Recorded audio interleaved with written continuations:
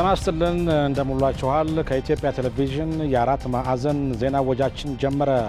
አሁን አበይት ዜናዎች።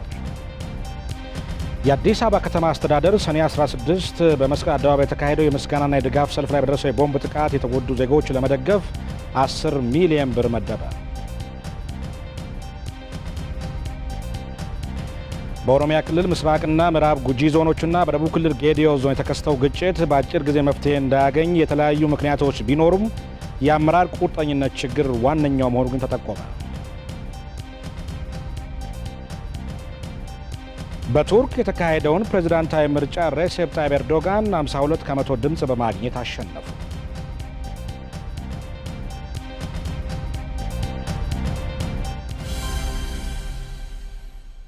አብራችሁን ቆዩ። መሰለ ገቦት ነኝ። ጠቅላይ ሚኒስትር ዶክተር አብይ አህመድ ቅዳሜ ዕለት በተካሄደው የድጋፍ ሰልፍ በደረሰው የቦምብ ጥቃት ሕይወታቸውን ያለፉትን የዮሴፍ አያሌውና የጉሳ ጋዲሳን ቤተሰቦች በስልክ ደውለው አጽናኑ። የ28 ዓመት ወጣት የሆነው የሱፍ አያሌው የወላይታ ሶዶ ተወላጅ ሲሆን የ25 ዓመቱ ጉሳ ጋዲሳ ደግሞ የወለጋ ግንቢ ተወላጅ ነው። ጠቅላይ ሚኒስትሩ በስልክ በመደወል ቤተሰቦቻቸውን ማጽናናታቸውን የጠቅላይ ሚኒስትሩ ልዩ ጽሕፈት ቤት ኃላፊ አቶ ፍጹም አረጋ በትዊተር ገጻቸው አስፍረዋል። ይህ በእንዲህ እንዳለ የኢትዮጵያ የክፍያ መንገዶች ኢንተርፕራይዝ ሰራተኞችና አመራሮች ቅዳሜ ዕለት በተዘጋጀው የድጋፍ ሰልፍ ላይ በደረሰ የቦምብ ጥቃት ምክንያት ሕይወታቸውን ላጡት የኢንተርፕራይዝ ሰራተኛ ለሆኑት አቶ ቡሳ ጋዲሳ ሩዳ የተሰማቸውን ጥልቅ ሐዘን ገልጸዋል። ለቤተሰቦቻቸውና ወዳጅ ዘመዶቻቸውን መጽናናትን ተመኝተዋል። ከዚሁ ዜና ሳንወጣ የአዲስ አበባ ከተማ አስተዳደር ሰኔ 16 በመስቀል አደባባይ በተካሄደው የምስጋናና የድጋፍ ሰልፍ ላይ በደረሰው የቦምብ ጥቃት የተጎዱ ዜጎችን ለመደገፍ 10 ሚሊዮን ብር መመደቡን አስታወቀ። የከተማ አስተዳደሩ ከንቲባ ድሪባ ኩማ ከደቂቃዎች በፊት በሰጡት መግለጫ የድጋፍ አስተባባሪ ኮሚቴ መቋቋሙን ገልጸዋል። አስተዳደሩ ከሚያደርገው ድጋፍ ባለፈ የከተማዋ ነዋሪዎች የተጎዱ ዜጎችን ለመደገፍ የገንዘብና የቁሳቁስ ድጋፍ በማድረግ ትብብር እንዲያደርግ ጥሪ አቅርበዋል። አደጋ የደረሰባቸው 156 ዜጎች እንደየጉዳት መጠናቸው እርዳታ እንደሚደረግላቸውም ነው ያስረዱት። ኮሚቴ አቋቁመናል። አንድ ጠንካራ ኮሚቴ። ይሄ ኮሚቴ በአንድ በኩል ድጋፍ መስጠት የሚፈልጉ የከተማችን ነዋሪዎች፣ ባለሀብቶች፣ መንግስታዊ ያልሆኑ ድርጅቶችና እንዲሁም ደግሞ የተለያዩ የመንግስት ተቋሞች ጭምር ድጋፍ በማሰባሰብ መልሶ ለማቋቋም ነው አንዱ ስራ የሚሰራው። ሁለተኛ ደግሞ የከተማ አስተዳደሩ የተጎዱትን ዜጎች ለማገዝ እስከ 10 ሚሊዮን ብር ለዚህ ስራ መድባለን። በቂ ገንዘብን በማሰባሰብ እንደየጉዳታቸው መጠን መደገፍ ይኖርብናል ብለን ወስነናል። ከንቲባው በተጨማሪ እንደተናገሩት ድጋፍ መስጠት ለሚፈልጉ የህብረተሰብ ክፍሎችም የከተማ አስተዳደሩ በሚከፍተው የባንክ አካውንት በቀጣይ በሚዲያ ይፋ እንደሚደረግና በአካልም በመምጣትም ጭምር ድጋፍ መስጠት እንደሚቻል ነው የተናገሩት።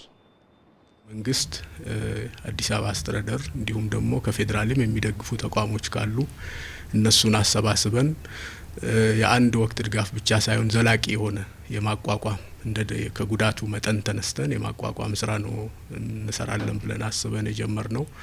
ለዚህ ጥሩ በፍጥነት ነው የጀመርነው። በአንድ በኩል ህብረተሰብን ማረጋጋት፣ ያለውን የፖለቲካ ሁኔታ ትንሽ የተረጋጋ የማድረግ ስራ መስራት ይኖርብን ነበረ። በዛ ላይ ደግሞ ተጎጂዎቹን ፈጥኖ የመድረስ ስራ ነው የጀመርነውና ከዛሬ ጀምሮ ተጎጂዎቹን የመደገፍ ስራ እንጀምራለን ማለት ነው። አሁን አስተዳደሩ በሚመድበው ገንዘብና ከተለያዩ አካላት ደግሞ አካውንት ዛሬ ይከፈታል። አካውንት ገቢ የሚሆንበት አካውንቱንም በሚዲያ ለህዝቡ እናሳውቃለን። ድጋፍ እዚህ ቀርቦ በአካል መስጠት የሚፈልጉትም ካሉ ደግሞ ኮሚቴ እዚህ ሆኖ የሚቀበለው ይኖራል። ስለዚህ በዚህ አይነት አዲስ አበባም ያሉ ከአዲስ አበባ ውጭም በተለያየ የሀገሪቱ ክፍሎች ያሉና የተጎዱ ወገኖችን ፈጥነን የማቋቋም ስራ እንሰራለን። ሪፖርተራችን ፌበን ተሾመ እንደዘገበችው በተደረገው ህዝባዊ ሰልፍ ህብረተሰቡ ላሳየ የኢትዮጵያ ጨዋነትና ሰልፉ የተረጋጋና ሰላማዊ ሆኖ እንዲጠናቀቅ ላደረገው ጥረት የከተማ አስተዳደሩ ምስጋናውን አቅርበዋል። በተመሳሳይ ዜና ባለፈው ቅዳሜ ጠቅላይ ሚኒስትር ዶክተር አብይ አህመድ ወደ ስልጣን ከመጡ በሀገሪቱ ላመጧቸው ለውጦች ምስጋናና ድጋፍ ለማድረግ በተጠራው ህዝባዊ ሰልፍ የተፈጸመውን የቦምብ ጥቃት የምስራቅ አፍሪካ ልማት በይነ መንግስታት ኢጋድ በጽኑ አወገዘ። የኢጋድ ዋና ጸሐፊ አምባሳደር ማህቡብ መአሊም ዜጎች ለመሪያቸው ምስጋናና ድጋፍ በሰላማዊ መንገድ ሲያቀርቡ በነበረበት ስነ ስርዓት ላይ የተፈጸመውን የቦምብ ጥቃት ሲሰሙ በእጅጉ ማዘናቸውን ገልጸዋል። የተፈጸመው ጥቃት በሀገሪቱ የተጀመረውን የለውጥ ጉዞ እንደማያደናቅፈው የገለጹት ዋና ጸሐፊው የድርጊቱ ፈጻሚዎችን ለሕግ በማቅረብ የሀገሪቱ ሰላምና አንድነት እንደሚረጋገጥ እምነታቸው መሆኑን ተናግረዋል።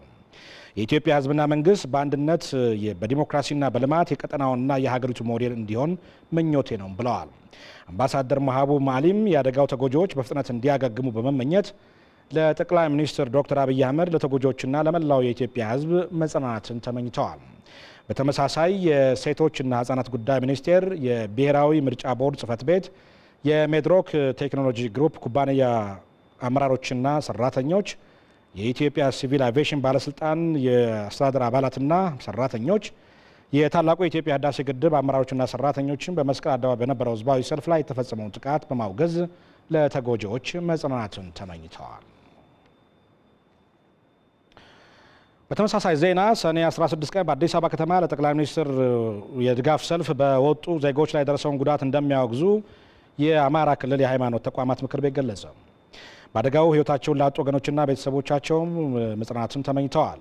ምክር ቤቱ ዛሬ ባወጣው መግለጫ በአጭር ጊዜ ውስጥ የመጡ ለውጦች ያልተዋጡላቸው አካላት በዜጎች ላይ በፈጸሙት ጥቃት እንዳዘኑ ገልጸዋል። አጭር ወራት ውስጥ የመጡትን ሰላም፣ ፍቅር፣ መቻቻል፣ መግባባት፣ መፈቃቀር በአንድ ላይ ሆኖ አንድነትን ለመግለጽ በመዲናችን አዲስ አበባ ከየአህጉሩ ተሰብስበው ድጋፍ ለመስጠት የተገኙ ወገኖቻችን በሰላምና በፍቅር በመቻቻል በመከባበር አንድነታቸውን ለመግለጽ በተገኙበት ላይ የደረሰውን ጉዳት በደረሰው ጉዳት ያዘነ መሆኑንና ጉዳቱንም ለወደፊት እንዳይደገም የምናወግዝ መሆኑን ለመግለጽ የተሰበሰብን ነን። ጥቃቱ አሁን የተጀመረውን በአንድነት መንፈስ የተቃኘ የለውጡን እንቅስቃሴ አይገታውም ያለው ምክር ቤቱ በጥቃቱ ህይወታቸውን ላጡ ወገኖችና ቤተሰቦቻቸው መጽናናትን ተመኝተዋል። ከ60 በላይ ዓለም አቀፍ የአሜሪካ ኩባንያ ኃላፊዎችና አማካሪን ያካተተ የልዑካን ቡድን አዲስ አበባ ገብተዋል። የኩባንያዎቹ ወደ ኢትዮጵያ መምጣት በሀገሪቱ ያለውን የኢንቨስትመንት እድሎችን ለማየት ያስችላል ተብሏል። አማኑኤል ገብረመድህን በሰላምና ዴሞክራሲ እንዲሁም በሰብአዊ መብት ጉዳዮች ዙሪያ በትብብር ሲሰሩ የቆዩት ኢትዮጵያና አሜሪካ በአገራቱ መካከል ያለውን የፖለቲካና የዲፕሎማሲ ግንኙነት በኢኮኖሚ መስክም ይበልጥ እንዲጠናከር ጥረት ሲያደርጉ ቆይተዋል። ለዚህም ሀገር ውስጥ ካሉ የአሜሪካ ኩባንያዎች ባሻገር የሁለትዮሽ ትብብሩን ይበልጥ ለማጎልበት ከ60 በላይ የዓለም አቀፍ ኩባንያዎች ኃላፊዎችና አማካሪዎች ያሳተፈው የአሜሪካ ልዑካን ቡድን አዲስ አበባ ገብተዋል።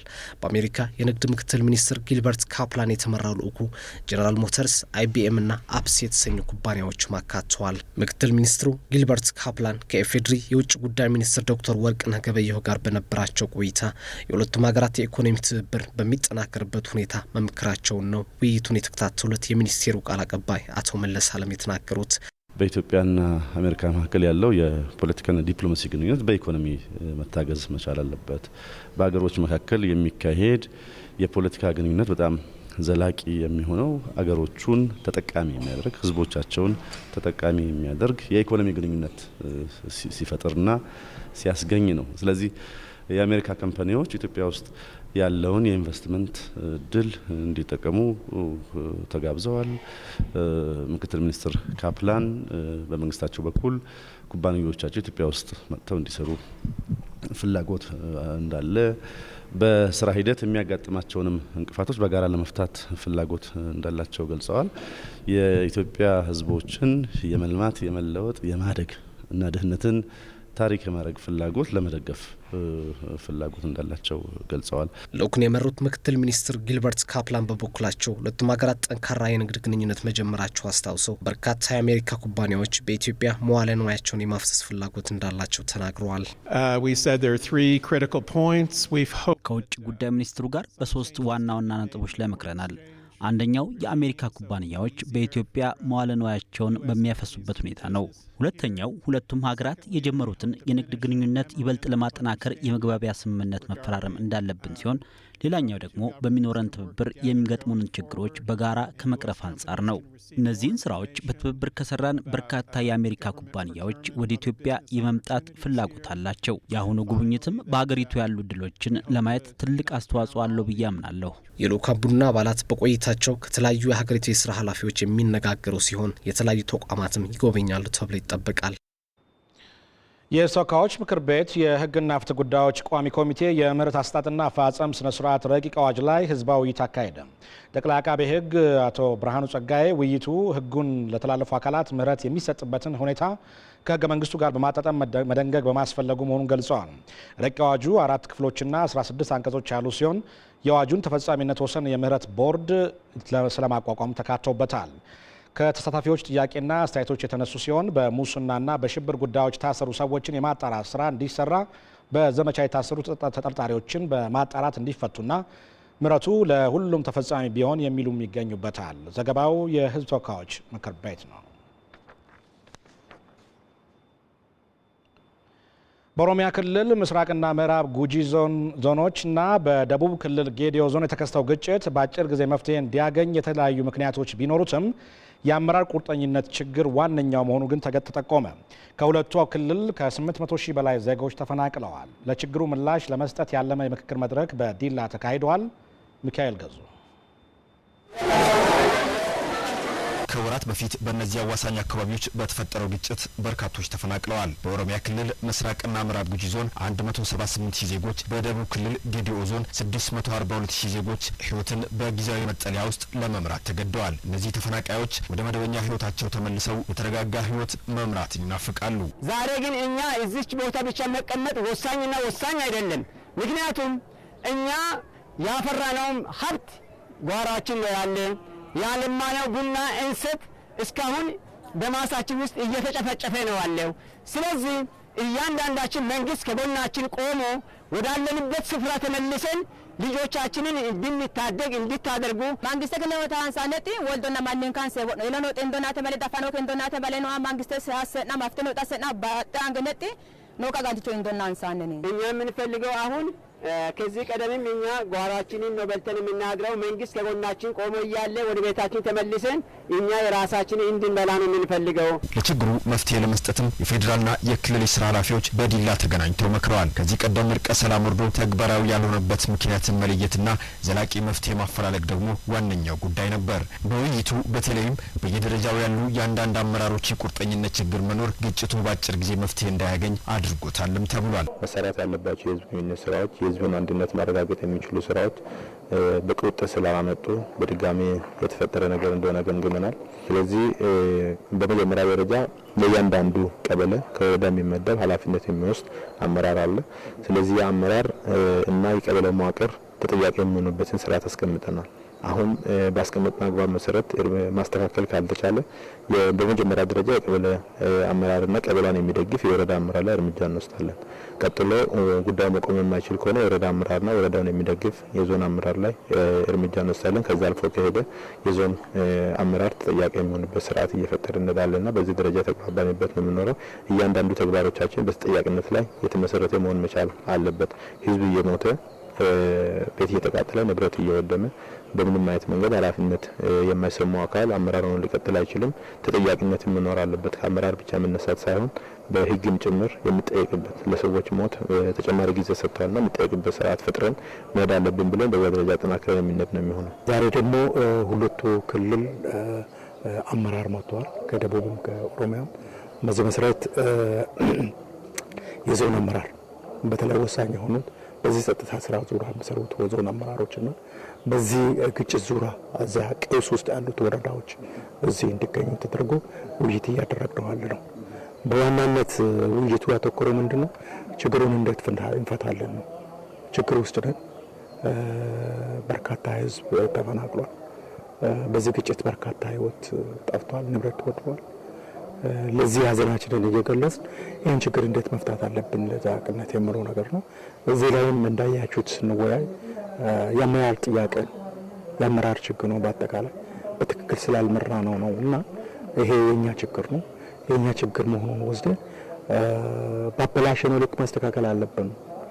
ስለዚህ ይሄንን በእቅድ መመለስ አለብን ብለን የተግባባንበት ሁኔታ ነው ያለው። መደጋገፍ አለብን። እቅድ የጋራ እቅድ ማውጣት አለብን።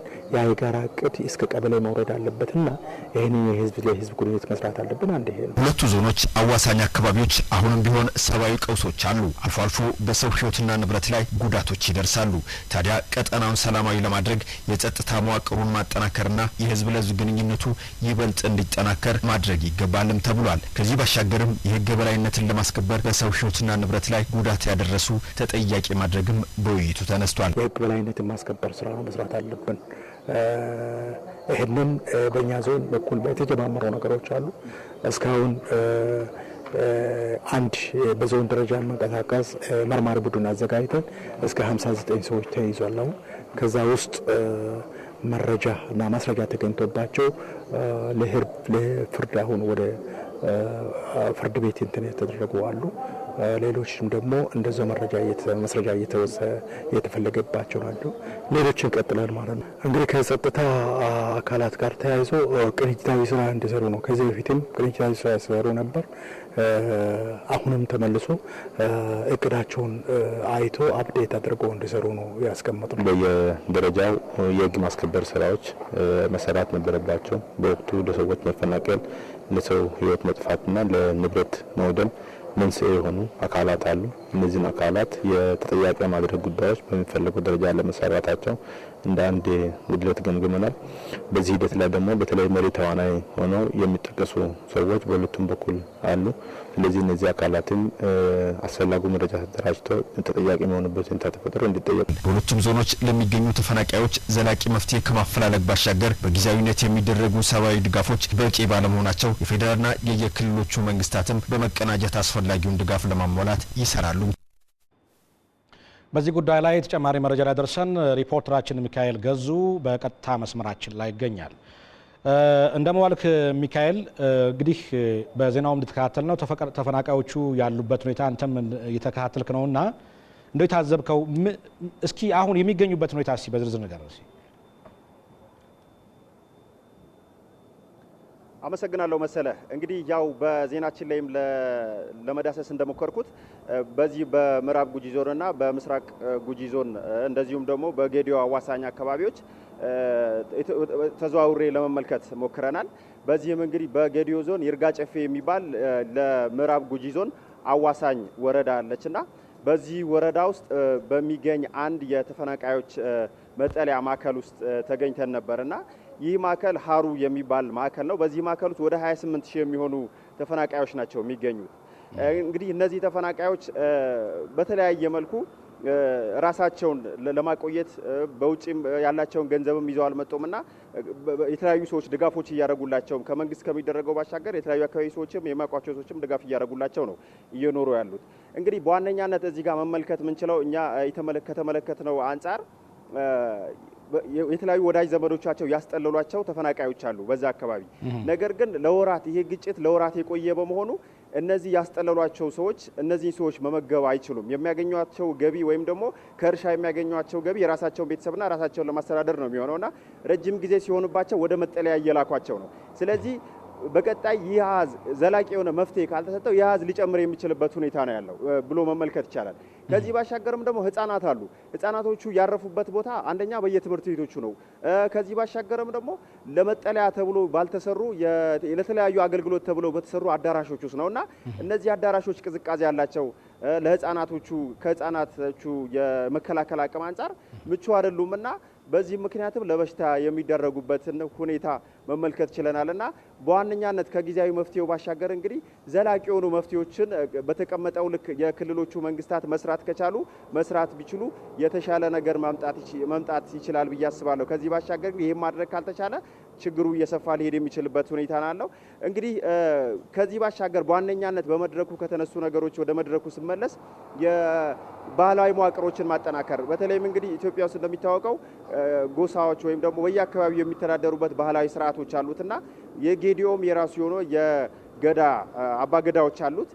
ኦሮሚያ ጉጂ ዞንም እንደዚህ አባገዳዎች አሉት። ሁለቱም በአባገዳ የሚተዳደሩበት ሁኔታ አለና እነዚህን ማጠናከር በጣም ተነስቷልና ይህን አጠናክሮ መስራት ከተቻለ የሀገር ሽማግሌዎች እንደዚሁም ደግሞ የሃይማኖት አባቶችም እዚህ ውስጥ ተሳትፎ እንዲያደርጉ ውይይት ይደረጋል ተብሏልና እነዚህን አጠናክሮ መስራት ከተቻለ ከመንግስትና የአስተዳደር አካላት ከሚሰሩት ባሻገር እነዚህን በጥንቃቄ ማሰራት ከተቻለ ውጤታማ ስራዎችን መስራት ይቻላልና ከጊዜያዊ መፍትሄው ባሻገር እንግዲህ ዘላቂ የሆኑ መፍትሄዎቹ ትኩረት ሊሰጠው ይገባል የሚል ምልከታ ነው ያደረግነው።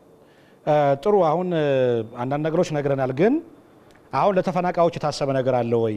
አሁን አንተም እንደታዘብከው እንደው ምን መደረግ አለበት? ሊደረግ የሚገባው ነገር ከተመለከትከው ችግር አንጻር ወደፊት ሊደረግ የሚገባው ነገርስ ምንድን ነው የሚለውን ነገር መሰለ እንግዲህ አሁን ላይ ምንድነው የሰብአዊ ድጋፎች በቂ እንዳልሆኑ ከዚህ ከዛሬ ቀደም ባሉት ቀናቶች እኛም በዜናዎቻችን ጠቁመናል። ከዚህ አንጻር እንግዲህ የፌዴራል አደጋ መከላከልና ስራ አመራር ኮሚሽን ኮሚሽነር ምትኩ ካሳ እዛ አካባቢ ነው የሚገኙትና የክልሎቹና የፌዴራል መንግስት በጥምረት በጋራ በመሆን ለነዚህ ተፈናቃዮች አስፈላጊውን ሰብአዊ ድጋፎች ለማድረግ ተግባብተዋል። ይህ ማለት ምንድነው እንግዲህ የሕክምና የምግብ አሁን በቂ አይደለም የሚሰጣቸው ምግብና ስለዚህ እነዚህ ነገሮች የተመጣጠነ ምግብ ለህፃናቱ እንዲደርስ የማድረግ ስራ ይሰራል የሚል ነገር አለ።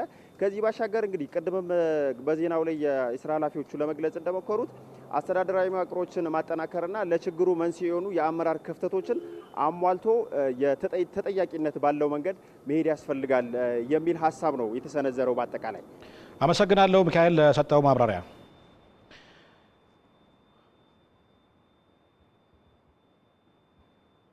ተመልካቾቻችን በቀጥታ እየተላለፈላችሁ ያለው የአራት ማዕዘን የዜና ወጃችን ነው። ዜናዎቻችን ይቀጥላሉ። ሰሞኑን በሲዳማ ዞን በሐዋሳ ከተማ በተለይ ጉዳት የደረሰባቸው የወላይታ ተወላጆችን መልሶ ለማቋቋም የተለያዩ የገቢ ማሰባሰቢያ ስራዎችን ለመስራት ዝግጅት መጀመሩን የአዲስ አበባ ገቢ አሰባሳቢ ኮሚቴ አስታውቋል። መንግስት ጉዳቱ የደረሰባቸው ሰዎች እንዲያቋቁምና ድጋፍ እንዲያደርግ ተጎጂዎች ጠይቀዋል። ሀብታሙ ደባሱ ወደ 5 ሰዓት አካባቢ መጡ። ወይዘሮ በላይነሽ ያየ የወላይታ ተወላጅ በሐዋሳ ከተማ የታቦር ክፍለ ከተማ ፉራ ቀበሌ ኗሪ ናቸው። ከሰሞኑ በተከሰተው ግጭት ባለቤታቸውን በሞት አጥተዋል። በደረሰባቸው ጉዳትም ቤተሰቦቻቸው እንደተበተነ ተናግረዋል። እኔ አሁን ልጆችም ታመው ወርቋል። አሁን በዚህ ሰዓት ቤትም የለም ንብረትም የለም። እናንተ የምታስቡት እንግዲህ አስቡልኝ። ልጆች የሚማሩ ልጆች ይዣለሁ። ምንም የለኝም። መግቢያ ቤት የለኝም፣ ንብረት የለኝም፣ ባለቤት የለኝም፣ ማንም የለም። ምድረ ባዳ ላይ ወርቅ ያለው ሰው መኖሩ ገና ያው እንግዲህ እግዚአብሔር ከሰጠኝ እናንተን አየውና ምንም የለም። ሜዳ ላይ ቤት የለም። እኔ ውጪ ነው ያለው፣ ሶዶ ነው ያለው። ልጄን እያሳከምኩ ቤት ተመልሼ አልገባም። የእርሳቸው ልጅ ተማሪ በረከት ዘሪሁን በሐዋሳ ዩኒቨርሲቲ የመካኒካል ምህንድስና 4ኛ ዓመት ተማሪ ነው። በደረሰው ጉዳት አባቱን በሞት በማጣቱ ማዘኑን ይገልጻል። እንግዲህ በጣም ነው የሌለኝ የተሰማን ማለት እንደ ልጅነት በጣም ነው የሚከብደው። እንደ ልጅነት ሳይሆን እንደ ሰውኛ ስናየው ራሱ በጣም የሚከብደው ማለት በሰው እጅ መገደል፣ እንደዚህ በራፍ ላይ እስከ ቤት መቶ መግደል ማለት በጣም ነው ማለት ለጭንቅላት ለራሱ የሚከብደው። እኔ እስካሁን ድረስ እኔ በጣም ነው እየመጣ ወደ ውስጥ እስካሁን ድረስ ማረፍና እንትን ማለት አልቻልኩም። በቃ ወደ ሰፈር ራሱ እኔ አባቴን አላነሳሁትም። መግባት እስከ ማልችል ድረስ ነው እስከ ሰፈር የተከለከልኩት። ሌሎች ጉዳት የደረሰባቸው የወላይታ ተወላጆች በአስቸኳይ መፍትሄ እንዲሰጣቸው ጠይቀዋል። ያው በነበረው ያለመረጋጋት ሽብር እንድወጣ ከአካባቢው እንድወጣ ተገድጃለሁ። ቤተሰቦቼ ተፈናቅለዋል። ነገር ግን ያየሁት እጅግ አሰቃቂ የሆኑ የዘር ማጥፋት ጭፍጨፋ በሚመስል መልኩ በወገኖቼ ላይ ሲታረዱ፣ በህይወት እያሉ ሲቃጠሉ፣ ንብረታቸው ሲወድም፣ ንብረታቸው ሲቃጠል፣ ከዚህም የተነሳ ሰዎች ራሳቸውን እንኳን መከላከል እንዳይችሉ የፍትህ ስርዓት ይህንን ማስቆም ሲገባው ስልጣን የሰጣቸው አካላት አሉ ከክልል ጀምሮ ይህንን ማስቆም ሲገባቸው ህዝቡ ሲጮህ ህዝቡ ድረሱልኝ ሲል ለህዝቡ ሊደርሱለት አልቻሉም። ጉዳት የደረሰባቸውን ዜጎች ለማቋቋም የገቢ አሰባሳቢ ኮሚቴው አሁንም ችግሩ መፍትሄ አላገኘም፣ ሁሉም ኢትዮጵያውያን ተጎጂዎችን ሊረዱ ይገባል ብለዋል። ይህን ኮሚቴ በአጣዳፊ እንዲሰራ አድርገን ህዝብ የሚረዳንን ወስደን ለማከፋፈል ነው። ሐዋሳ መጠለያ ውስጥ ያሉ ምግብም ያልቀረበላቸው ውሃም ያልቀረበላቸው ሰዎች አሉ። እነዚህ ውሃና ምግብ ማግኘት መብትም አላቸው፣ ኢትዮጵያዊነትም አላቸው። ሌላውም ሰው መርዳት ይገባል። በዚህ መልክ ለዚህ ጉዳይ ይህንን ስብሰባ አዲስ አበባ ላይ ጠርተናል። በአዲስ አበባ የወላይታ ተወላጅ ጉዳት የደረሰባቸው ገቢ አሰባሳቢ ኮሚቴ በቀጣይነት ተጎጂዎችን ለማቋቋም ከኢትዮጵያውያን ጋር በመሆን የተለያዩ ስራዎችን እንደሚሰራ አስታውቋል።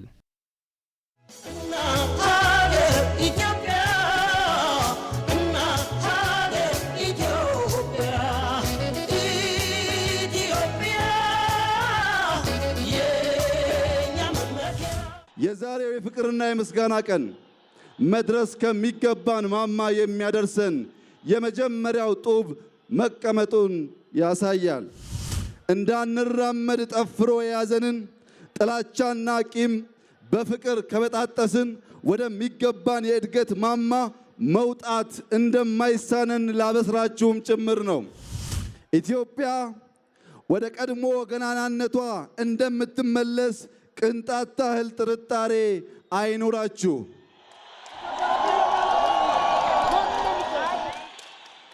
ወደ ብልጽግና መሻገሪያው አቅጣጫ ግን ይቅርታ፣ ፍቅር፣ መደመር መሆናቸውን ደግሜ ላበስራችሁ ፈልጋለሁ። ሀገራችንን ከወደድን ግዴታችንን እንወጣ፣ መብታችንንም እንጠይቅ። ሀገራችንን ከወደድን ስልጣን ኃላፊነት እንጂ ገዥነት አይሁን። ኢትዮጵያ የድህነት ክንብናቧን አውልቃ እንድትጥል ቢተባበሩ ተራራ ሊልሉ የሚችሉ የልጆቿ ፈርጣማ ክንዶች ከተሸበቡበትና የስንፍና ግርዶሽ ተላቀው ቀን ከሌት ሊተጉ ይገባል።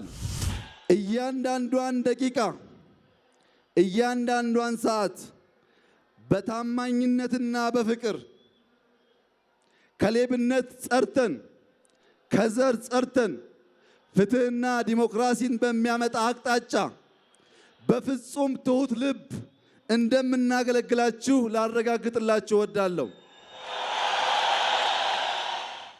ይህ የኢትዮጵያ ቴሌቪዥን ነው። በኦሮሚያ በክልል ደረጃ ለመጀመሪያ ጊዜ የተካሄደው የከተሞች ሳምንት ፎረም በጅማ ከተማ እየተከበረ ይገኛል። በዚህም በክልሉ ከ130 በላይ የክልሉ ከተሞች እና 7 የከፍተኛ ትምህርት ተቋማት እና እንዲሁም የተለያዩ በክልሉ ውጭ የሚገኙ አጎራባች ከተሞች ታድመውበታል።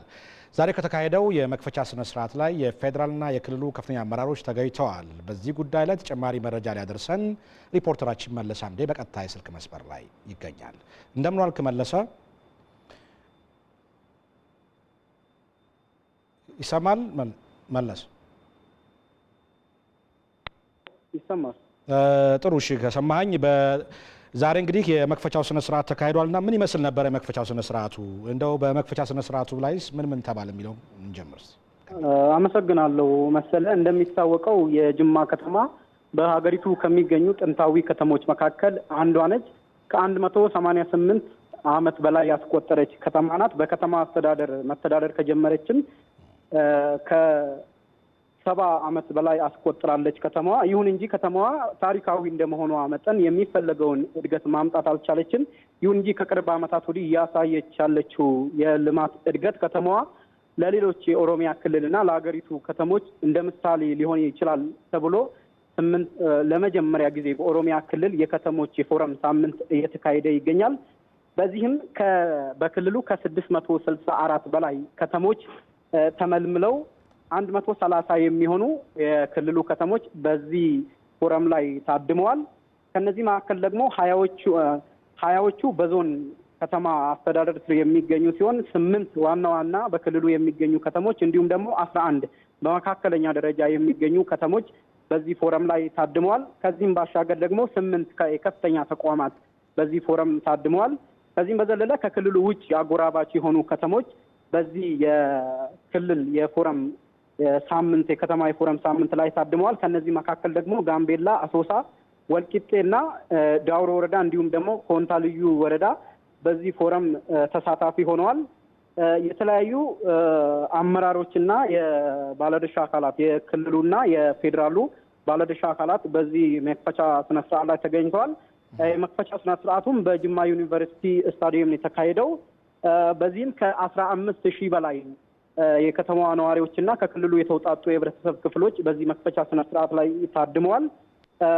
ጅማ በዋናነት ይህንን ለመጀመሪያ ጊዜ የሚካሄደውን የክልሉ የከተሞች ሳምንት ፎረም እንድታካሄድ የተመረጠችበት ምክንያትም በደቡብ ምዕራብ የሚገኙ ከተሞች አሪያ እንድትሆንና ረጅም ዓመት እንደማስቆጠረውም በኢንዱስትሪና በንግድ ተሳስራ ከሌሎች በአቅጣጫዋ ከሚገኙ ከተሞች ጋር ምሳሌ እንድትሆን ታስበው የተዘጋጀ ነው።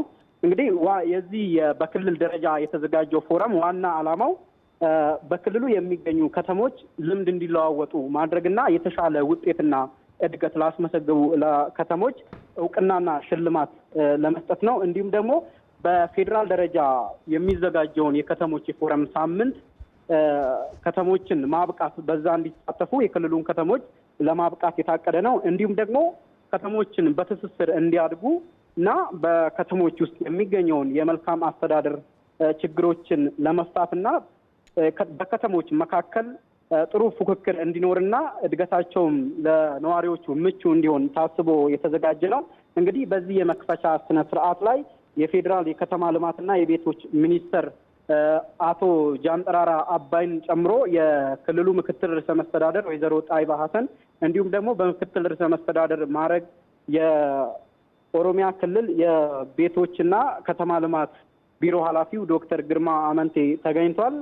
በዚህም እንግዲህ ምንድነው ያስተላለፉት አመራሮቹ ከተሞቻችን የመልካም አስተዳደር በሰፊው የሚስተዋልባቸው እንደመሆኑና ለነዋሪዎች ምቹና የሚፈለገውን ነገር ይዘው ባለመገኘታቸው ይህንን ችግር በቀጣይ ቀርፈን ለነዋሪዎቹ ምቹና ለወጣቶች የስራ እድል ሊፈጥሩበት የሚችሉ አቅጣጫዎችን በማመቻቸት የተወሰኑ የተሻለ ለውጥ ያመጡ ከተሞችን እንደ ምሳሌ በዚህ በማቅረብ ለሌሎች ከተሞች አርአያ ይሆናሉ ተብሎ ታቅዶ የተዘጋጀ ፎረም ነው። ይህ ፎረም ለቀጣይ 5 ቀናት በተከታታይ የሚካሄድና አርብ ዕለት የሚጠናቀቅ ይሆናል። በዚህም እንግዲህ በቀጣይ የሚስተዋለውን እና የፎረሙ አካል የሆነውን ነገር ወይም ደግሞ አዲስ ነገር ካለ ለተመልካቾች የምናደርስ ይሆናል መሰለኝ። አመሰግናለሁ መለስ ስለሰጠው ማብራሪያ። በቡሬ እየተገነባ ካለው አግሮ ኢንዱስትሪያል ፓርክ ጋር በተያያዘ የአርሶ አደሩ ምርታማነት ለማሳደግ የተለያዩ ተግባራት እየተከናወኑ ነው። የአካባቢው አርሶ አደሮችም የፓርኩን መገንባት በጉጉት ይጠባበቁ ይገኛሉ። ኬኔዲ አባት የምዕራብ ጎጃም ዞን በትርፍ አምራችነታቸው ከሚታወቁ አካባቢዎች መካከል የሚጠቀስ ነው። በዞኑ ቡሬ ዙሪያ ወረዳ የደንቡን ማርያም ቀበሌ ነዋሪ የሆኑት ወይዘሮ ቀን ያስማረ በሞዴልነት እውቅና የተቸሩ አርሶ አደር ናቸው። አርሶ አደሯ በሴት ጉልበታቸው በመኸር ካመረቱት የበቆሎ ምርት ገሚሱን እቤታቸው አስቀርተው 25 ኩንታል በአካባቢያቸው ለሚገኘው የህብረት ስራ ማህበር እያስረከቡ ነው። ምርታቸውን ለማህበሩ ማስረከባቸው ወይዘሮ ቀኔ ለልፋታቸው የተሻለ ዋጋ እንዲያገኙ አስችሏቸዋል። አሁን ደግሞ በወረዳቸው እየተገነባ ያለው አግሮ ኢንዱስትሪ ፓርክ ለነገ ብርታትን እንዲሰንቁ አድርጓቸዋል። ኢንዱስትሪው ታደገልን ደግሞ እኛ ምርታችን በስፋት እንተጋለን፣ ተግተን እንሰራለን። ተግተን ተሰራን ለመሳሪያው ብቁ ሰብል እናቀርብለታለን የሚል ሀሳብ ስላለን በዚያ ነው እኛ እንሰራለን እና እድገት እናገኛለን ብለን ያስበን ያለን። አቶ ሰማኸኝ ዳኘው ደግሞ በቡሬ ከተማ የተሰማሩበት የከብት ማድለብ ስራ ውጤታማ አድርጓቸዋል። እንደ ወይዘሮ ቀኔ ሁሉ አቶ ሰማኸኝም ስራቸውን አስፋፍተው ለመቀጠል የፓርኩን መገንባት በጉጉት ይጠባበቃሉ። ስራው በጣምና በጣም አትራፊ ነው። በጣም ተግቶ ለሰራና በደንብ ለሰራ ሰው አትራፊ ነው። አሁን 2 አመት ይሄን እውቀቴን በፊት አድርጌ ቢሆን ለኔ እያወቁ ዝም ብዬ በጣም ተሳስቼ ነው የኖርኩት። ኢንዱስትሪ ፓርክ እሱ ከጀመረ እኔ ተጠግቼ መስራት ፈልጋለሁ። በቃ በዚህ በማድለጉ ስራ በወተቱም ቢሆን ሁለቱንም እሰራለሁ ይሆንልኛል። በቃ በርካታ አርሶ አደሮች ህይወታቸውን ለመለወጥ ተስፋ ያደረጉትና የኢትዮጵያን የግብርና መር ኢኮኖሚ አንድ እርምጃ ወደፊት ያራምዳሉ ተብለው እምነት ከተጣለባቸው የአግሮ ፕሮሰሲንግ ኢንዱስትሪያል ፓርኮች መካከል በዚህ ስፍራ የሚገነባው የቡሬ የተቀናጀ አግሮ ኢንዱስትሪያል ፓርክ ይገኝበታል። በአሁኑ ወቅትም በመጀመሪያው ምዕራፍ የፓርኩ የተለያዩ የመሰረተ ልማት ግንባታዎች በመከናወን ላይ ይገኛሉ። የተለያዩ ባለሀብቶችም ከወዲሁ በፓርኩ ኢንቨስት ለማድረግ ዝግጅት በማድረግ ላይ ናቸው። በ2 ዓመት ጊዜ ውስጥ ይጠናቀቃል ተብሎ ነው የሚታሰበው። እንግዲህ 1 ዓመት ተቆጥሯል። በሚቀረው 1 ዓመት ጊዜ ውስጥ ቀሪ ሌሎች ስራዎችን አጠናቀን 260 ሄክታር ወይም መጀመሪያው ፌዝ ይለማል ተብሎ የታሰበው ሙሉ በሙሉ ወደ ፕሮዳክሽን እንዲገባ ለማስቻል ነው አሁን ሩጫ ላይ ያለ። የኢንዱስትሪ ፓርኩ ህልውና በአርሶ አደሩ ምርት ላይ የተመሰረተ እንደመሆኑ አርሶ አደሩን ይበልጥ በማዘመን ምርታማነቱን ለማሳደግ ከወዲሁ ጎን ለጎን የተለያዩ ተግባራት እየተከናወኑ ነው። የክልሉ ኢንዱስትሪ ፓርኮች ልማት ኮርፖሬሽን እና የክልሉ ግብርና ቢሮ እስከታች ድረስ አርሶ አደሩ ላይ የግንዛቤ ፈጠራ ስራዎችን በስፋት እየሰራ ያለበት ሁኔታ ነው ያለ። ፓርኩ ስራ ሲጀምር ለአርሶ አደሩ ከሚኖረው ጠቀሜታ በተጨማሪ በሺዎች ለሚቆጠሩ ዜጎችም የስራ እድል ይፈጥራል። በሴቶችና ህጻናት ላይ የሚደርሱ ህገ መንግስታዊ የመብት ጥሰቶች እንዲታረሙ በሚደረገው ጥረት ባለድርሻ አካላት እገዛ እንዲያደርጉ የህገ መንግስት ጉዳዮች አጣሪ ጉባኤ ጥሪ ያቀረበ። የህገ መንግስት ጉዳዮች አጣሪ ጉባኤ በሴቶችና በህጻናት ላይ ህገ መንግስታዊ የመብት ጥሰቶች እንዳያጋጥሙ ቀድሞ ለመከላከልና ሲከሰቱም ፈጥኖ ማረም በሚቻልበት መንገድ ላይ ለመምከር ያዘጋጀው አውደ ጥናት በአዳማ ተካሂደዋል። የህገ መንግስት ጉዳዮች አጣሪ ጉባኤ ጽህፈት ቤት ኃላፊ አቶ ደሳለኝ ወየሷ እንደተናገሩት ከታችኛው እስከ ላይኛው የፍርድ ቤት ደረጃ አስፈላጊ የህግ ክርክር ተደርገውበት ጭምር ህገ መንግስታዊ የመብት ጥሰት ተፈጽሞብኛል የሚል ቅሬታ ያለው አካል ካለ ለአጣሪ ጉባኤው አቅርቦ ማስመርመር ይችላል። ጽህፈት ቤቱ ህገ መንግስታዊ ጉዳዮችን ለማጣራት በተሰጠው ስልጣንና ተግባር መሰረት ከ2000 ዓ.ም ጀምሮ ከግለሰቦች፣ ከቡድኖች፣ ከተቋማት፣ ከፖለቲካ ፓርቲዎችና ከማህበራት 3300 አቤቱታዎች ቀርበውለት ምርመራ ማካሄዱን ጠቁመዋል።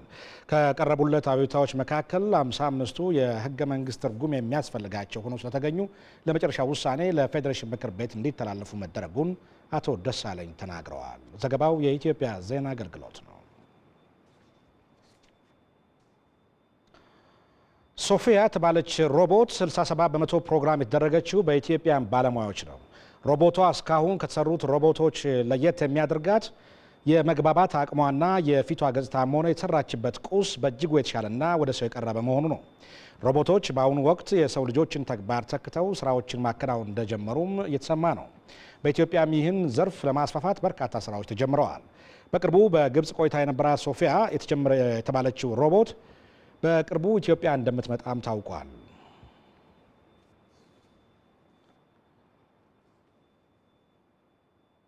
ከዚሁ ጋር በተያያዘ በማለዳው ጤና ይስጥልኝ ፕሮግራም እንግዳ የነበሩት በሳይንስና ቴክኖሎጂ ሚኒስቴር የቴክኒክ አማካሪ አቶ ዮዳዮ አርያ ስላሴ በሮቦት ቴክኖሎጂ ካሁን ጀምሮ መስራት ትውልዱ ከዘመኑ ጋር ተወዳዳሪ ሆኖ እንዲቀጥል ይረዳል ሲሉ ተናግረዋል።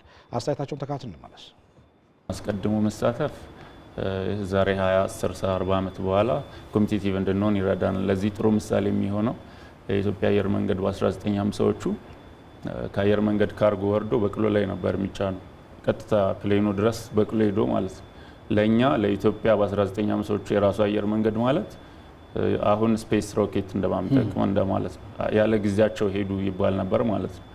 አሁንም ሮቦቲክስ ላይ ወጣቶች መሳተፋቸው፣ በዩኒቨርሲቲዎች ኮርሶች መሰጠቱ፣ ኮምፒቲሽን መኖሩ፣ እንደ አይኮግላብስ አይነት ደግሞ ድርጅቶች እንደዚህ አይነት ስራ መስራታቸው የነገ ኮምፒቲቲቭነታችንን ያረጋግጣል። ከ2030 ከ2040 በኋላ አብዛኛው ስራ አርቲፊሻል ኢንተሊጀንስ ላይ የተወሰነ ነው የሚሆነውና ከአሁኑ ኢትዮጵያውያን እዚህ ላይ ቢሳተፉ የነገ ተወዳዳሪነታችንን ማረጋገጥ እንችላለን። ኢትዮጵያ ውስጥ በተለይ ኢንዱስትሪ ፓርክ ውስጥ ኢንዱስትሪ ውስጥ የሚሰራው ይሄ ስኪልድ የሚባለው ሌበራል ማኑዋል ስራ ነው የሚሰራው ማለት ነው። በቀላሉ በሮቦት ሊተካ የሚችል ስራ ሊሆን ይችላል። ልብስ መስፋት ሊሆን ይችላል፣ መገጣጠም ሊሆን ይችላል። እንደዚህ አይነት ስራዎች የሚሰሩት ብዙ ጊዜ በሮቦት ነው በሰለጠነው ዓለም። ይሄ ግን የስራ እጦትን አያመጣም ወደፊት። ምክንያቱም ሮቦቶች የተደጋጋሚውን ስራ በሰሩ ቁጥር ሮቦት መስራት የማይችለው በጣም ብዙ አዳዲስ የስራ እድሎች ይፈጠራሉ። የግድ ሰው የሚያስፈልጋቸው ማመዛዘንን፣ ማገናዘብን አሁን ያለው አርቲፊሻል ኢንተሊጀንስ ሊደርስበት የማይችለውን በቀጣይ ዓመታት ብዙ የስራ እድሎች ስለሚኖሩ ይጋፋል የሚለው አላስፈላጊ ፍርሃት ነው። እንዲሁም ሞር መበረታታት ነው ያለበት። በኢትዮጵያ የሽመና ስራ ረጅም ዘመን ያስቆጠረ ቢሆንም ዘርፉ በቴክኖሎጂ የታገዘ ባለመሆኑ የድካማቸውን ያህል ሰራተኞቹ የተጠቀሙበት አይደለም ትለናለች ሪፖርተራችን አዲስ ህይወት ተስፋዬ በቀጣው ዘገባዋ። እስቲ እሷን ዘገባ እንከታተል። በኢትዮጵያ ቁጥራቸው ከ500 ሺህ በላይ በአዲስ አበባ ደግሞ ከ100 ሺህ በላይ ግምት ያላቸው የሀገር ባህል አልባሳትን የሚሰሩ በሽመና ስራ ላይ የተሰማሩ ዜጎች እንዳሉ መረጃዎች ይጠቁማሉ። ሙሉ ልብስን ለመስራት እስከ 20 ቀን 15 ቀን ይፈጃል ማለት ነው። ይሄኛውን ለመስራት እንደምታዩ ያው ይሄኛውን ጨርሼ ይሄኛውን ያው ለመስራት እየጀመርኩት ነው ማለት ነው። እንዲህ ያለው ያማረ የባህል ልብስ የተሰራው እንግዲህ በእነዚህ እጆች ነው። ይህ ማህበር በ1996 ዓ.ም የተመሰረተ ሲሆን 42 አባላትን በስሩ አቅፏል። በዚህ ነጠላ፣ ቀሚስ፣ የተለያየ የጋቢ ሸማ ምርቶች ይመረታሉ። እንግዲህ የባህል ልብስ የማምረቱ ሂደት በቴክኖሎጂ ቢደገፍ ወደ ኢንዱስትሪ የሚደረገው ሽግግርም ቢጠናከር የበለጠ ውጤታማ መሆን ያስችላል። የሽመና ስራ ቆየት ያለ ቴክኖሎጂን የሚጠቀም በመሆኑ የባለሙያዎቹን ጊዜና ጉልበት የቆጠበ አይደለም። በጣም አድካሚ ነው፣ አሰልቺም ነው። በዚህ ምክንያት ባለሙያዎቹ ከቀድሞ ጊዜያቶች የተሻለ ቢሆንም በሚፈለገው መጠን ምርታማ መሆን አልቻሉም። በተቻለ መጠን ግን ደግሞ እንደዚህ እውቀት ያላቸው ሰዎች የተማሩ ሰዎች ገብተውበት ከኛ ጋር ጎን ለጎን እንትን ሆነው የተሻለ ነገር ቢሰራ በይበልጥ ደግሞ ተጠቃሚዎች እንሆናለን። ምርታማነቱን የሚያሳድገውን አሰራሩን ምርታማነቱን የሚያሻሽለውን ዲዛይኑን ምርታማነቱን ሊያሻሽል የሚችለውን ፕላኒንጉን ወይም ቁጥጥሩን እንደዚህን ነገሮች ብናሻሽልለት እዚሁ ሀገር ውስጥ ያለው ቴክኖሎጂ በጣም በቶሎ ያድጋል ማለት ነው። እኛ ተማርን የተባለው ማለት ነው። ከፍተኛ ትምህርት ተቋማት ይህን እየረዳን ነው ስንል ህዝቡ የሚጠብቀውን ያህል የሰራን አይመስለኝም። በመንግስት ደረጃ የሽመና አሰራርን ሊያሻሽሉ የሚችሉ አንዳንድ መሳሪያዎችን ለመስራት እየተሞከረ ነው። እሺ ቅድም ያየነው የመፍተያ ማሽን ነው። ይሄ ደግሞ ኮን ከኮን ወደ አራባ የሚቀየርበት ከዚህ ቀደም በእጅ በመጠቅለል ነበረ ይህንን ወደ አራባ ይቀይሩት የነበረው ይህን ማጠንጠኛ ማሽን። አሁን የባህል ልብስ ውጤቶች ተፈላጊነት እየጨመረ ቢመጣም አምራች ከሆኑ ግለሰቦች ይልቅ ነጋዴዎችና ደላሎች የጥቅሙ ተጋሪ እየሆኑ መጥተዋል። ከቅርብ ጊዜ ወዲህም ተመሳሳይ ምርቶች ገበያ ላይ መታየት ጀምረዋል። ጥበብ ስራው ላይ ኮምፒት እያደረጉ ያሉ የቻይና ፕሮዳክቶች የራሳችንን ጥበብ አስመስለው እየላኩት ነው። አንዱ ፕሪንት አውት አድርጎ ጥለቱን ራሱ አስመስለው ፕሪንት አድርጎ የማውጣት፣ ሌላው ጥለቱን ራሱ ኮፒ አድርጎ የመስራት ነገር አለ። ሀገሪቱ የኢትዮጵያውያንን ልዩ መለያ የሆነውን የባህል ልብሶችን ወደ ውጪ በመላክ ከዘርፉ ተጠቃሚ እንድትሆን የባለድርሻ አካላት የጋራ ኃላፊነታቸውን ሊወጡ ይገባል። የውጭ ዜና። ግብጽ የተሻለ የአየር ሁኔታ ከመኖሩ ጋር ተያይዞ ለመድኃኒትነት የሚውሉ ቅጠላቅጠሎችን በብዛት እያበቀለች ትገኛለች።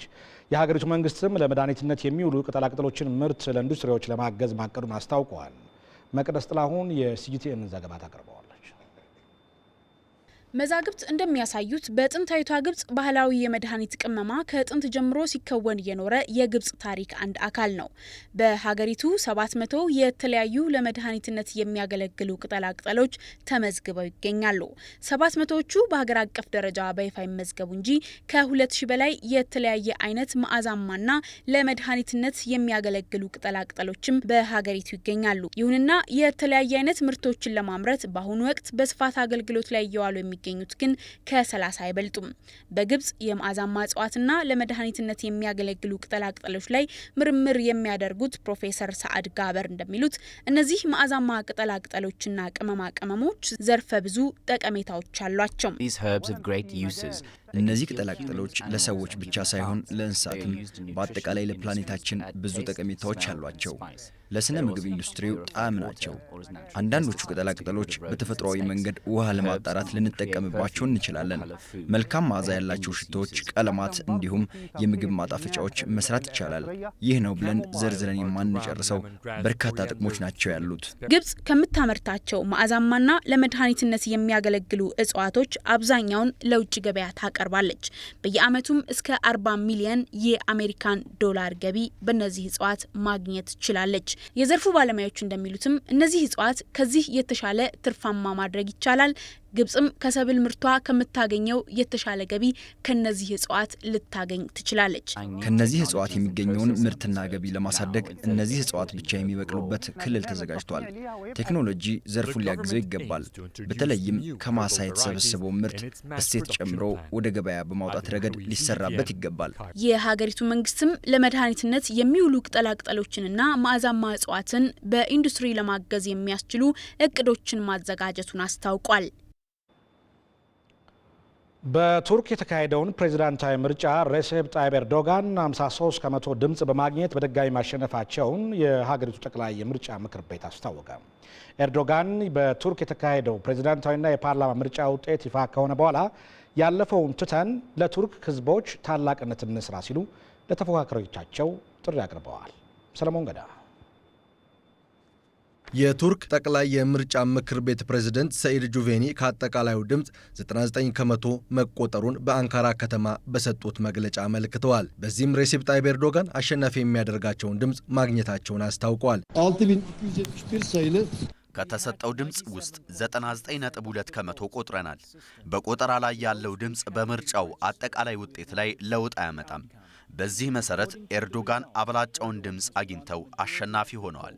በፕሬዝዳንታዊ ምርጫ ከተፎካከሩት መካከል በመሐረም አቼ የተመራው የሪፐብሊካን ፓርቲዎች ጥምረት 31 ከመቶ ድምፅ ያገኘ ሲሆን ሌሎች 5 ፓርቲዎች ደግሞ 10 ከመቶ ድምፅ ማግኘታቸውንም ኃላፊው ገልጸዋል። የኤርዶጋን የፍትህና ልማት ፓርቲ ከአጋሮቹ ጋር በፓርላማ አብላጫ ድምፅ የሚያስገኝለትን ድል አስመዝግበዋል። ከፖለቲካ ቀንቃኝነት የተነሱት ሬሴፕ ጣይብ ኤርዶጋን ባለፉት 20 ዓመታት ከኢስታንቡል ከተማ ከንቲባነት አንስቶ የፍትህና ልማት ኤኬ ፓርቲ ሊቀመንበርነት ኋላ ደግሞ የአገሪቱ ጠቅላይ ሚኒስትር ሆነው ቱርክን አገልግለዋል። በ2001 በፈረንጆቹ የዘመን አቆጣጠር በቱርክ ምንም ነገር ባለበት አይቆምም በሚል በጀመሩት ንቅናቄ በግንባታ ዘርፍ የሀገሪቱ ገጽታ ለመቀየር ያገዙ ተግባራትን ማከናወንም ችለዋል። በዚህም የቱርክ ምጣኔ ሀብት አድጓል፣ የዜጎች የኑሮ ደረጃም ተሻሽሏል። በ2013 በመንግስታቸው ላይ የተነሳውን ተቃውሞ ለማብረድ የተከተሉት ኃይል የቀላቀለ እርምጃ በብዙዎች ዘንድ አስተችቷቸዋል። በሀገሪቱ ከፍተኛ ጦር አዛዦች የተቀነባበረ ነው ከተባለው መፈንቅለ መንግስትና የግድያ ሙከራ የሀገሪቱ ሕዝብ አደባባይ ወጥቶ እንዲተርፉም አድርጓቸዋል። የአውሮፓ ህብረት አባል ለመሆን ያደረጉት ሙከራ በቅድመ ሁኔታዎች ምክንያት ከጫፍ ሊደርስላቸው ያልቻለው የቱርክ ተመራጭ ፕሬዝደንት ሬሴፕ ጣይብ ኤርዶጋን በፍልስጤማውያን ጉዳይ ምክንያት ከእስራኤል ጋር ከፍተኛ ልዩነት አላቸው። የአፍሪካ ወዳጅ እንደሆኑ የሚነገርላቸው ኤርዶጋን በቱርክ የተካሄደውን ፕሬዝዳንታዊና የፓርላማ ምርጫ ውጤት ይፋ ከሆነ በኋላ ያለፈውን ትተን ለቱርክ ህዝቦች ታላቅነት እንስራ ሲሉ ለተፎካካሪዎቻቸው ጥሪ አቅርበዋል። ከአሁን በኋላ ፕሬዝዳንቱና ፓርላማው በርካታ ስራ ይጠብቃቸዋል። ያላግባቡንን ነገሮች ወደ ኋላ ትተን በምርጫ ወቅት የነበረውን መከፋት ይቅር ብለን በሀገራችን መጻኢ ጊዜ ላይ ማተኮር ነው ያለብን። በምርጫው የታየውን ተሳትፎ ያወደሱት ተመራጩ የቱርክ ፕሬዝዳንት ሬሴፕ ጣይብ ኤርዶጋን ዲሞክራሲው ለሌሎች ምሳሌ እንዲሆን አስተዋጽኦ ላደረጉት ቱርካውያን ምስጋና አቅርበዋል። የአውሮፓ ህብረት አባላት በቀጠናው ያለውን የስደተኞች ችግር ለመቅረፍ የጋራ መፍትሄ ላይ መድረሳቸውን የጀርመኗ መራሒተ መንግስት አንጌላ ሜርኬል አስታወቁ። የህብረቱ አባል ሀገራት በጉዳዩ ላይ ምክክር እንዲያደርጉ ስብሰባውን ያስጠሩት አንጌላ ሜርኬል በሀገራቸው የመሰረቱት ጥምር መንግስት በጉዳዩ ላይ አስቸኳይ መፍትሄ እንዲያመጡም ጫና በርትቶባቸዋል።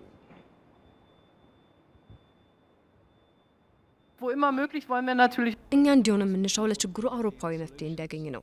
ይህ እንዲሆን ደግሞ ፍላጎት የላቸውም። ለጋራ ዓላማ ለመሰለፍ ፈቃደኛ የሆኑትን በመያዝ በድርጊት የሚያነሳሳን የጋራ ማዕቀፍ ነድፈን ወደ ስራ እንገባለን። ስደተኞችን ለመቀበል ፈቃደኛ አይደለሁም ያሉት የጣሊያኑ ጠቅላይ ሚኒስትር ጁሴፔ ኮንቴ ስብሰባው በደረሰበት ስምምነት መርካታቸውን በትዊተር ገጻቸው ላይ አስፍረዋል። ባለፈው ሳምንት 600 ስደተኞችን የያዘች መርከብ መልህቋን በድንበር አትጥልም በሚል ጣሊያን መከልከሏ በአውሮፓ ህብረት አባል ሀገራት መካከል ስደተኞችን በተመለከተ ያለው ልዩነት በገሃድ እንዲታይ አድርገውታል። በስብሰባው ከ28 አባል ሀገራት መካከል 12ቱ ስብሰባው ላይ አለመገኘታቸው ደግሞ አሁንም በመካከላቸው ያለው ልዩነት ስለመስፋቱ አመላካች ነው ተብለዋል። አሁን የምንፈልገው ዘመቻን ማዕከል ያደረገ ድርጊት ነው። ሰዎቻችን ባህር ላይ ናቸው። አሁን የምንፈልገውን ውሳኔ ማስተላለፍ ካልቻል ሁኔታዎች እንደሚባባሱ ነው። ይህ እንዳይሆን ደግሞ በቀጣዮቹ ቀናት ውሳኔ መተላለፍ አለባቸው። ካልሆነ ግን ነገሮች ሊባባሱ ይችላሉ። አሁን የሰማነው የምናካሄደውን ስራ በተመለከተ ለውጥ እንደሚኖር ነው። ይህ ደግሞ ተስፋ ሰጪ ነው። ዩሮኒውስ እንደዘገበው የአውሮፓ ህብረት አባል ሀገራት ወደ ህብረቱ ግዛት የሚገቡ ስደተኞችን በድርሻ እንዲካፈሉ የተቀመጠው የደብሊን ስምምነት እንዲከለስም ጽኑ ፍላጎት አላቸው። ተመልካቾቻችን አሁን የምናልፈው ወደ አየር ሁኔታ ዘገባ ይሆናል። በከተሞች የሚታየው ዝቅተኛና ከፍተኛ የሙቀት መጠን ምን ይመስላል? ተከታትለን እንመለስ።